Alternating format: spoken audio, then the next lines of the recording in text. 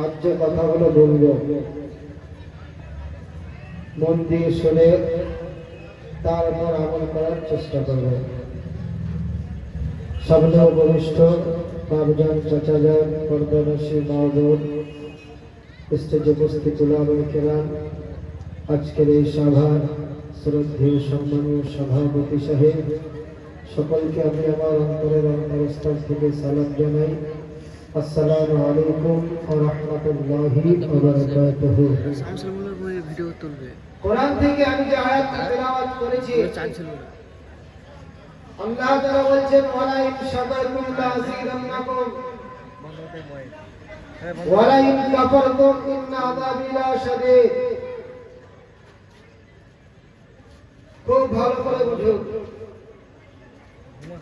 আল্লাহ বলছেন আমার নিয়ামত পাওয়ার পরে তোমরা শুকরিয়া আদায় করবে। লাযীদান্নাকুম, আমি তোমাদেরকে আমার নিয়ামত ডবল করে দেব। জোরে বলি সুবহানাল্লাহ। তারপরে বলছেন ওয়ালা ইন কাফারতুম, যদি আমার নিয়ামতের নাশুকরি করো, ইন্না আযাবি লাশাদীদ, তবে মনে রাখো নিশ্চয় আমার আযাব বড় কঠিন। মুহতারাম হযরত, আজ আমরা প্রত্যেক বছরের ন্যায় আজ আমরা এই হারুন খাকি রহমাতুল্লাহ আলাইহির মাজার প্রাঙ্গণে এই তেনার উরুস উপলক্ষে এই মেহফিলে আমরা বসেছি। আমরা এখানে আছি আল্লাহর নেক বান্দা উরুস মোবারক প্রত্যেক বছর আমরা উদযাপিত করতে পারছি। এটা আল্লাহ পাক রব্বুল আলামিনের নিয়ামত। জোরে বলি সুবহানাল্লাহ। এই নিয়ামতের শুকরিয়া আদায় আমরা করব। যদি আমরা শুকরিয়া আল্লাহ পাক রব্বুল আলামিনের নিয়ামত পে করি, তো আল্লাহ তাআলা তার নিয়ামতকে ডবল করে দিবেন। এখন বিষয় হচ্ছে এখনকার সময়ে আমরা শুকরিয়া আদায় করতে গিয়ে আল্লাহর নাশুকরি করছি, আল্লাহর নাশুকরি করছি। তো আমাদেরকে মনে রাখা উচিত ইন্না আযাবি লাশাদীদ, নিশ্চয় আল্লাহ পাক রব্বুল আলামিনের আযাব বড় কঠিন। আমাদেরকে আজ জলসা করে এক কিসসা কাহিনী, অলৌকিক ঘটনা, অলৌকিক মুজিজা, অলৌকিক কারামত, এগুলো বর্ণনা না করে সব থেকে দরকার বেশি যেটা, সেটা হলো আমাদের সমাজের ইসলাহ করা। মাওলানাদের উচিত আজকের এই সমাজগুলোকে, আজকের এই পরিবেশগুলোকে ইসলাম করা উচিত। আর এটা সব থেকে বড় বেশি প্রয়োজন। কেন প্রয়োজন? আজ আমরা শুকরিয়া আদায়ের স্বার্থে বসেছি, কিন্তু শুকরিয়া আদায় করতে গিয়ে আমরা আল্লাহ পাক রব্বুল আলামিনের নাশুকরি করছি। কেমন? এখান থেকে নয়, অন্য অন্য জায়গার বলছি আপনাদের পার্শ্ববর্তী এলাকার জায়গা। কেননা এখন এমন এক ফিতনার সময়, যে সময়ে মানুষ মদ খেলে তাকে মাতাল বলা যাবে না। মাতাল যদি বলেন রাগ করবে, ঠিক বলুন। এখন নাম বললে মানুষ রাগ করে দিচ্ছে। আজ দেখুন, জলসা করে শুকরিয়া আদায় করতে গিয়ে আজ আমরা মেলা করছি, দিয়ে জলসার অপমান ওলির আস্তানে আজ আমরা গাঁজা টানছি, ওলির আস্তানে আজ আমরা বাজনা বাজাচ্ছি। এগুলো আমরা নাশুকরি করছি, এগুলো আমরা আল্লাহ পাক রব্বুল আলামিনকে নারাজ করছি। এই জিনিসগুলোকে ইসলাহ করা আমাদের সমাজে খুবই দরকার, খুবই প্রয়োজন।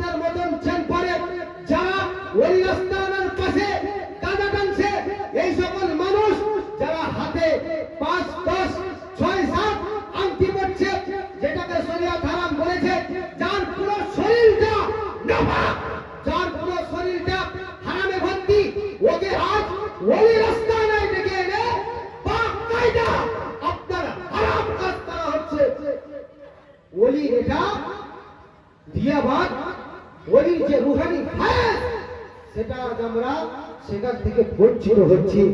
আজ ওলি রাস্তায় যেনারা গজ গজ দূর বুড়া থেকে তেনারা দূর ছিলেন, আজ তাদের ধর্মস্থান আমাদের ধর্মস্থানে পার্থক্য কোথায়? বা কায়দা তারা আপনার আমাদের যুবকদের সাথে মিশে আল্লাহর ওলির মাজারের সামনে ওই সমস্ত মানুষগুলা ডান্স করছে। ওই ওলি, যে ওলি রাস্তা থেকে দূরে থেকেছেন, যে ওলি ছোট থেকে ছোট, নিখুঁত থেকে নিখুঁত, গুনার কর্ম থেকে দূরে থেকেছেন, তেনাদের রাস্তা নাই এই কাজগুলো করা হচ্ছে। এই সমাজকে ইসলাম করা উচিত। কিসা কাহিনীকে আজ মানুষের প্রোগ্রাম নাই। আজ দেখুন মোহাম্মদ বিন কাসিম 17 বছরের যুবক, যে যুবক এক ঘন্টা পর্যন্ত লড়াই করে ইসলামের বিজয়ী হয়, আর আজকের 17 বছরের যুবক, আজকে 22 বছরের যুবক উজুর মাসলা জানে না, উজু করতে জানে না, নামাজ পড়তে জানে না। যুবক তো যুবক, 50 বছরের মানুষ, তেনারা কেউ নামাজ পড়ে না। আবার তেনারা নামাজ পড়ে, তেনারা উজু করতে জানে না, তেনারা উজুর ফরজ কয়টি জানে না, গোসলের ফরজ কয়টি জানে না। আপনি যুবকেরা আপনার মেলায় মেয়েদের পিছনে ঘুরছে, মেয়েরা বাকায়দা বেহায়াই প্রমাণ করে মাথার চুলগুলা ছেড়ে দিয়ে ছেলেদেরকে উত্তেজিত করার জন্য মেলায় ঘুরে বেড়াচ্ছে। এ সমাজ যাচ্ছে তো যাচ্ছে কোথায়? মুআজ্জাজ মুহতারাম, আপনারা কি কোরআন মাজিদের বয়ান শুনেননি? আপনারা কি ইমাম সাহেবের বয়ান শুনেননি? আল্লাহ রাসূল কি বলেছেন? আদ-দুনিয়া উসিজুল মুমিনিন ওয়া জান্নাতুল কাফির। দুনিয়াটা মুমিনদের জন্য আপনার পায়খানা, দুনিয়াটা মুমিনদের জন্য জেলখানা, দুনিয়াটা কাফিরদের জন্য জান্নাত, কাফিরদের জন্য আরামদায়ক জায়গা। দুটোর মধ্যে পার্থক্য বুঝুন। মা বোন, আপনারাও বুঝুন, আপনাদেরও বোঝার বড় দরকার। শুনুন ভালো করে, জেলখানা কাকে বলে? জেলখানা হলো ওই জায়গা, যে জায়গাতে আপনি আপনার মন মোতাবিক কাজ করতে পারবেন না, যে জায়গাতে আপনার মন চাইবে খেতে আপনি খেতে পারবেন না, আপনার মন চাইবে ঘুরতে যেতে আপনি ঘুরতে যেতে পারবেন না, আপনার মন চাইবে শুয়ে থাকতে আপনি শুয়ে থাকতে পারবেন না। কেন? ওটা জেলখানা, ওটা একজনের নেতৃত্বে আছে। যদি জেলখানা নেতৃত্বে থাকার কারণে আপনি ওইখানে আপনার মন মোতাবিক কোনো কাজ করতে পারবেন না, ওটা হলো জেলখানা। আর জান্নাত আরামদায়ক জায়গা, যেখানে যেতে মন চায় সেখানে যান, যেখানে ঘুরতে মন চায় সেখানে ঘুরুন, যেটা খেতে মন চায় সেটা খান, যেটা খুশি করতে মন চায় আপনি করুন। আপনাকে বাধা দেওয়ার মতো কেউ নাই, আপনাকে রোকার মতো কেউ নাই, আপনাকে টোকার মতো কেউ নাই। এটাই হলো জান্নাত আর আপনার জেলখানা, দুটোর মধ্যে পার্থক্য। আল্লাহ রাসূল কি বলেছেন? আল্লাহ রাসূল বলেছেন, মুসলমান মুমিন যারা, তাদের জন্য দুনিয়াটা জেলখানা। এর মানে দুনিয়াটা মুসলমান মুমিনদের জন্য জেলখানা। এখানে আপনি আপনার মন যেটা চাইবে সেটা আপনি করতে পারবেন না, কারণ দুনিয়ার মুসলমান মুমিন যারা, তেনারা শরীয়তে আয়াতে আছে, শরীয়ত যেটা ইজাজত দিবে সেটাই আপনি করতে পারবেন। শরীয়ত আপনার মদ খাওয়ার ইজাজত দেয় না, অতএব আপনি মদ খেতে পারেন না। শরীয়ত ডান্স করার ইজাজত দেয় না, অতএব ছেলে মেয়ে দুজনেই শোনো, তুমি ডান্স করতে পারবে না। কেন? তুমি মুসলমান মুমিন। শরীয়ত জুয়া খেলার ইজাজত দেয় না, হারাম, আপনি ওটা করতে পারবেন না। শরীয়ত হারাম কর্ম করা থেকে নিষেধ করেছেন, ওটা আপনি করতে পারবেন না। হে মা বোন, আপনি মুসলমান মুমিনা, আপনার জন্য শরীয়ত বেপরদায় চলা হারাম বলেছেন, অতএব আপনি ওটা পাবেন না। আপনার চুল খুলে রাস্তায় বেড়ানো, মুসলমান চুল খুলে মা বোন আপনাদেরকে বেড়ানো শরীয়ত বলেছে ওটা হারাম, ওটা আপনি পাবেন না। হে যুবকেরা শোনো, শরীয়ত মানা করেছে তোমরা খাজা টানতে পাবে না, ওটা হারাম। তোমরা জানোয়ারের মতো গলায় চেন ঝুলাতে পারবে না। শরীয়ত এটাকে হারাম করেছে। তোমরা হাতে একটাই চাঁদির রূপার আংটি পড়তে পাবে, 3.5 মাসা ডবল আংটি রূপারও তুমি পড়তে পাবে না। সোনা তো দূরে থাক, সোনার আংটি, পিতলের আংটি, লোহার আংটি, দুটো কেন, একটা কেন, চারটে কেন, পাঁচটা কেন, আপনি একটাও পাবেন না। শরীয়ত আপনাকে ওটা ইজাজত দেয় না, ওটাকে শরীয়ত বলেছে হারাম। অতএব আপনি ওটা হাতে পড়তে পাবেন না, শরীয়ত আপনাকে ইজাজত দেয় না দাড়ি কেটে ফেলার। অতএব আপনি দাড়ি কাটতে পাবেন না। শরীয়ত বলেছে নামাজ ছাড়া হারাম, নামাজ তোমার জন্য ফরজ, অতএব তোমাকে নামাজ পড়তে হবে। কেন শরীয়ত এগুলাকে আপনার উপর পাবন্দি দিল? তার কারণ আপনি মুসলমান মুমিন, আপনার জন্য শরীয়তের দায়রার মধ্যে থাকতে হবে। আপনি মুসলমান মুমিন, তার জন্য আপনার জন্য এগুলাকে পালন করে চলতে হবে। কেন? তার কারণ আপনি একটি মুসলমান মুমিন মানুষ। আরে বেধর্মীদের দিকে মদ খাওয়ার ইজাজত আছে, হারাম নাই, কেউ রোকার মানুষ নাই। গাঁজা টানার ওখানে ইজাজত আছে, কেউ রক্তকের নাই, ওখানে ড্যান্স করার ইজাজত আছে, রক্তকের মানুষ নাই। বেধর্মীদের আপনার ধর্মে, তাদের মাঝাবে মা বোনেরা বাকায়দা নাচতে পাবে, কোনো রক্ষক নাই, কেউ বাধা দেবার নাই। গায়ের মুহিরিন অন্য পর পুরুষ স্বামী বাদ দিয়ে তার হাত ধরে তার গলায় গলা মিলিয়ে তার কবরে হাত দিয়ে তোমার জন্য বেধর্মীতে ড্যান্স করা জায়েজ আছে। তোমার জন্য বেধর্মীতে বোঝা আছে। তুমি মাথার চুল খুলে বেড়াও, তুমি পর্দা করো না, তুমি জিন্সের প্যান্ট পরে ঘুরে বেড়াও, তুমি হাফ গলা গেঞ্জি পরে ঘুরে বেড়াও, বেধর্মীতে তোমার জন্য কোনো রক্ষক নাই। কেন? তার কারণ হলো দুনিয়াটা বেধর্মী যারা, ওদের জন্য জান্নাত। তুমি মুমিন মুসলমান যুবক, তোমার জন্য এই দুনিয়াটা, তোমার জন্য এই দুনিয়াটা জেলখানা। অতএব জেলখানাতে শরীয়ত তোমাকে যেটা হুকুম দিবে সেটাই তুমি করতে পাবে, বাদ বাকি তুমি করতে পাবে না। মুসলমান বলার উদ্দেশ্য হলো মুসলমান নিজেকে দাবি ইসলাম, আমি ইসলামের মাঝে, ইসলামের মধ্যে ইসলাম ধর্ম অবলম্বন করে নিজেকে মুসলমান বলে নিজেকে মুমিন পরিচয় দিয়ে মুসলমানের বদনাম করো না, মুমিনের বদনাম করো না। যদি তুমি ড্যান্সের জন্য বুঝিতে বলো ইসলামটা এত করা করি, এখানে ড্যান্সের ইজাজত নাই, যদি তুমি বলো গাঁজা পান করে ইজাজত নাই, ইসলামটা এত করা করি, তুমি যদি বলো মেলায় ঘুরতে পাবো না, ইসলামটা এত করা করি, নামাজ ছাড়লে আমার আযাব হবে, ইসলামটা এত করা করি। মা বোনেরা, আপনারা যদি বলে যে বোরকা পরে রাস্তায়, বোরকা বিনা বোরকায় রাস্তায় বেরোতে পারবো না, ইসলামটা এত করা, তোমাকে জোর করা হচ্ছে না বাবা, তোমাকে জোর করা হচ্ছে না। যাও না, ওই ধর্মে সব করতে হবে, তোমাকে বাধা দেওয়ার জন্য কেউ নাই।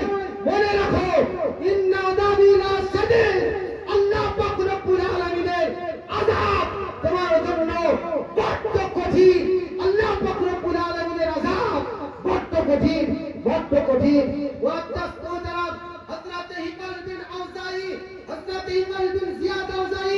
তিনি ওয়াজ করতে করতে বলেছেন আল্লাহ পাক রব্বুল আলামিনের বেশি বেশি করে শুকরিয়া আদায় করো। কেন? কারণ আল্লাহ তাআলা যে আগুন সৃষ্টি করেছে, ওই আগুন তোমার কলিজার জড় পর্যন্ত পুড়ে ছারখার করবে। মুআজ্জাজ মুহতারাম, কারো জন্য কোনো রোকটোক নাই, কারো জন্য কোনো বাধা নাই। আজ দেখুন মুসলমানের এমন অবস্থা, হক কথা বললেন, মুসলমানের সমাজে আজ কি আলোচনা? মুসলমান সমাজে আজ আলোচনা কি? মুসলমান সমাজে আলোচনা হলো মাওলানা চেঞ্জ করে দাও, এমন মাওলানা রাখা যাবে না। কিন্তু এই মুসলমান নিজেকে চেঞ্জ করলো না, এই মুসলমান নিজের পরিবর্তন করলো না, ওই মাওলানারই পরিবর্তন করলো। কার ক্ষতি হবে? আজ দেখো, যে ইমাম সাহেব মুসল্লিদের জন্য 5 ওয়াক্ত দোয়া করেন, কবরস্থানে গিয়ে দোয়া করেন, মিলাদে দোয়া করেন, জালসায়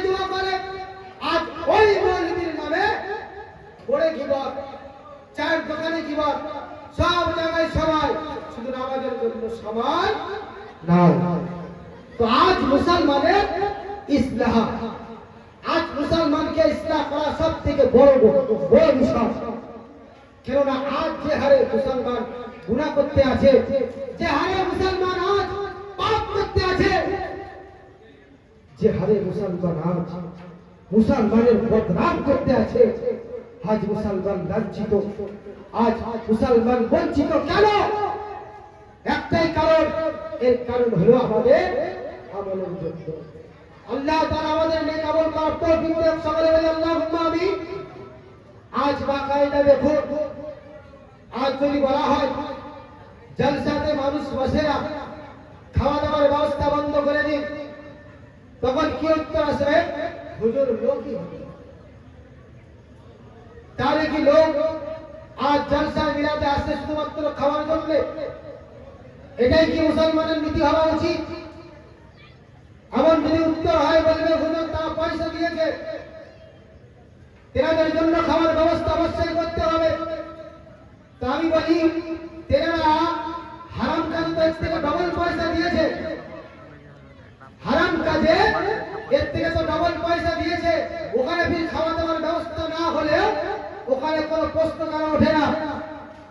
বলে হুজুর এখন মানুষ বুঝতেই পারছেন কেমন। তাহলে কি বলবো?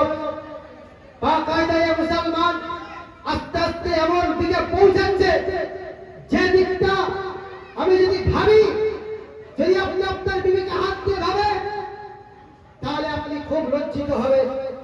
কেননা আপনার বিবেকে হাত দিয়ে ভাবো, যে আমল আমরা করছি, এই আমলের পরিবর্তে আমরা কি জান্নাত পাবো?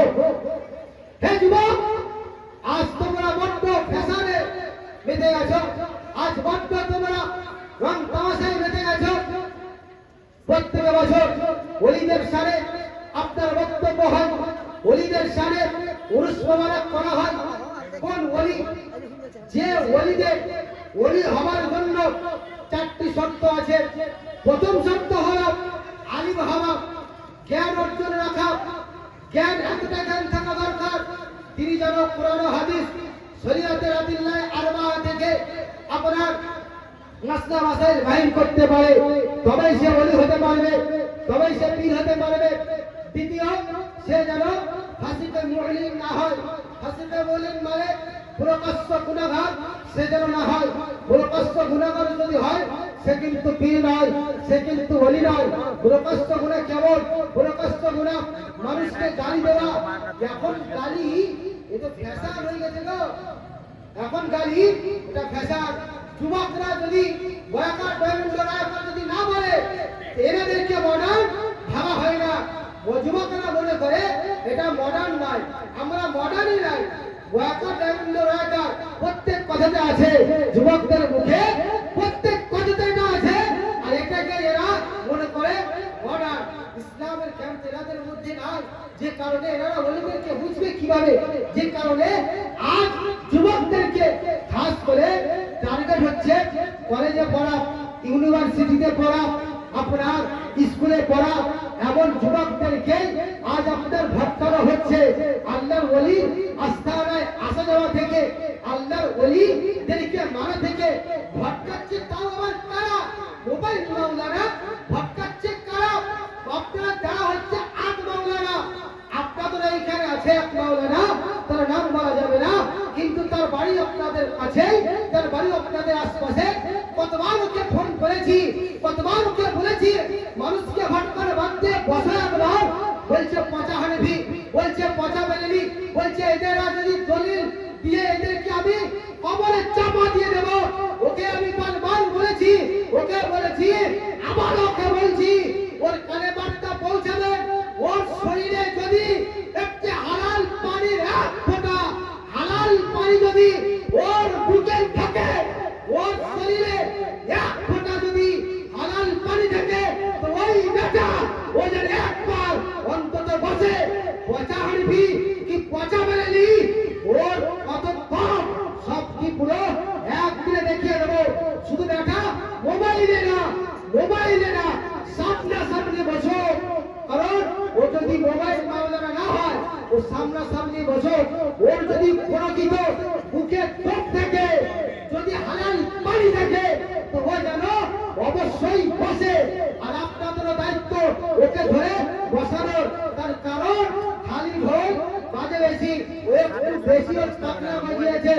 সোশ্যাল মিডিয়ায় বেশি একটু পাকনা উড়িয়ে বেড়াচ্ছে, ওরা ডানা বটাম করে ভেঙে দেবো যদি আমার সামনে বসে। যাই হোক বাবুজি, ওই রকম আটকানা ওরা আমাদের যুবককে ভটকাচ্ছে, আর আমাদের যুবক ওদের কথায় ভেসে যাচ্ছে। আরে ওলি কেমন হয়? ছোট থেকে ছোট গুণা থেকে যেনারা বেঁচে থাকে তেনারা হয় ওলি। আপনার ওলির ঘটনা আপনারা সবাই শুনেছেন। ওলির ঘটনা শুনে কি আপনারা বুঝতে পারেন না যে ওলি আপনার কেমন হয়? একটি ওলির ঘটনা, এখন তো মোবাইল ইউনিভার্সিটির যুগ, যে মোবাইল ইউনিভার্সিটিতে যেমন কিস্সা, যেমন কাহিনী, যেমন ওয়াকিয়া, যেমন ঘটনা আপনি শুনতে চাইবেন, যে আল্লাহর ওলি শুনতে চাইবেন, গাউসে আজম পিরানে পীর গৌসে জমির দস্তগীর হযরত মুঈনুদ্দিন আব্দুল কাদের জিলানী গিলানী আলাইহি রাহমা তেনার জীবনী শুনতে যান, মোবাইল ইউনিভার্সিটিতে আপনার সার্চ করুন পেয়ে যাবেন। আপনি খাজা গরিব নওয়াজের জীবনী শুনতে যান, মোবাইল ইউনিভার্সিটিতে সার্চ করুন পেয়ে যাবেন। আপনি পাক পাঠান হযরত সাবির কালিয়ারি পীর তেনার ঘটনা শুনতে যান, মোবাইলে সার্চ করুন পেয়ে যাবেন। আপনি ফরিদউদ্দিন গঞ্জ সাগর তেনার ঘটনা শুনতে যান, মোবাইল ইউনিভার্সিটিতে সার্চ করুন পেয়ে যাবেন। আপনি হযরত কুতুবউদ্দিন মুখতিয়ার কাকি তেনার ওয়াকিয়া শুনতে যান, মোবাইলে সার্চ করুন পেয়ে যাবেন।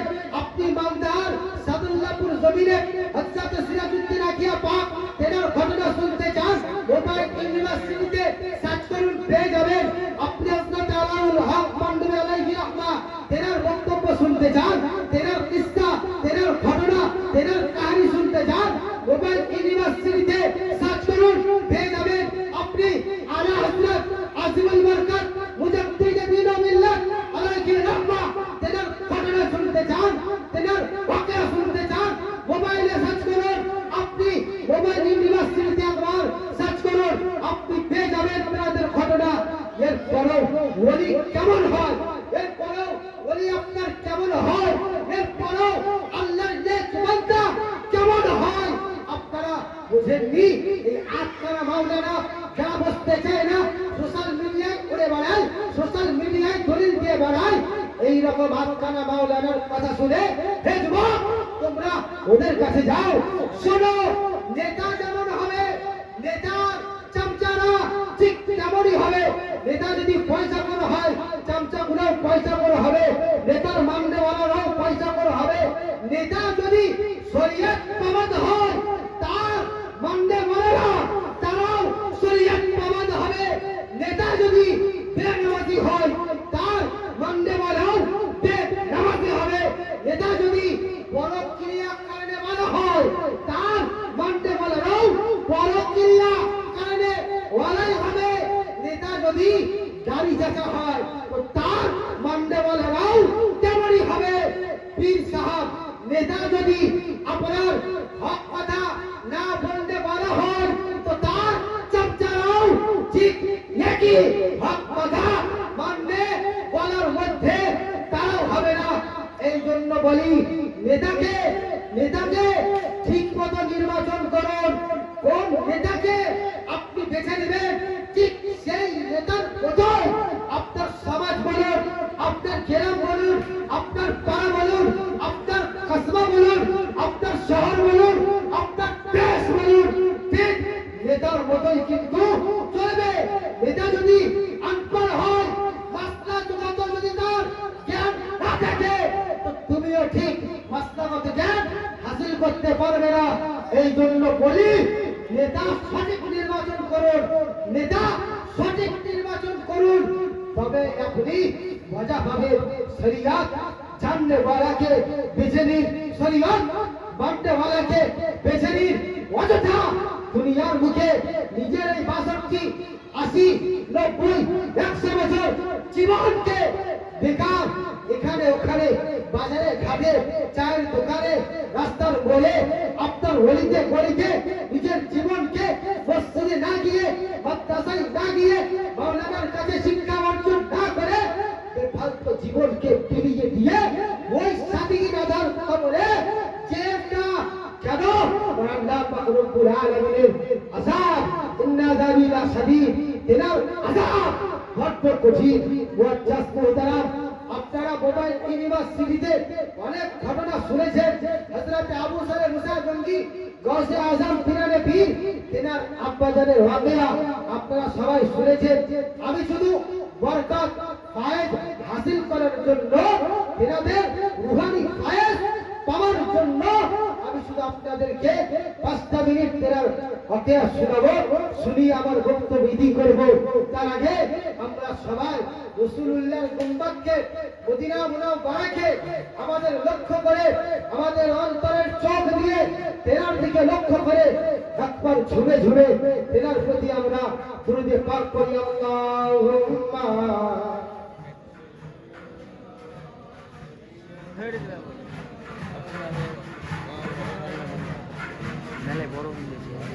ওয়ালা আলী জয় জয় বলেন ওয়ালা আলী